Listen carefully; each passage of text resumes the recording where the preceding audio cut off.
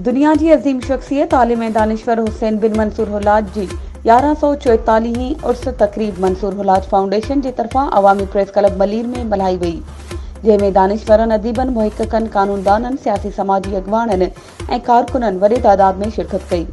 उन मौके ते मुकर्ररन हुसैन बिन हुलाज शहीद की जिदोजहद, हक गोई ऐं कुर्बानी ते ख़िराज तहसीन पेश कंदे लफ्ज़न की जबरदस्त भेटा पेश कई।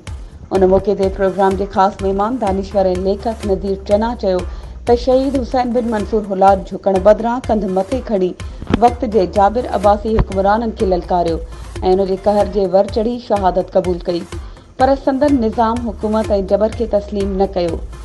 अदीब दानिश्वर मंजूर कोहियार चयो त हुलाज साईं जहिड़ा तारीख़ी किरदार असां लाइ रहनुमा आहिनि।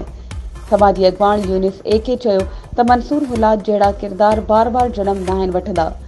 एडवोकेट नसीम शाह चयो त मंसूर हुलाज बरसी जे मौके ते हू पंहिंजे उन वचन खे वरजाईंदा त किथे बि इंसानी हक़नि जी लताड़ न थी।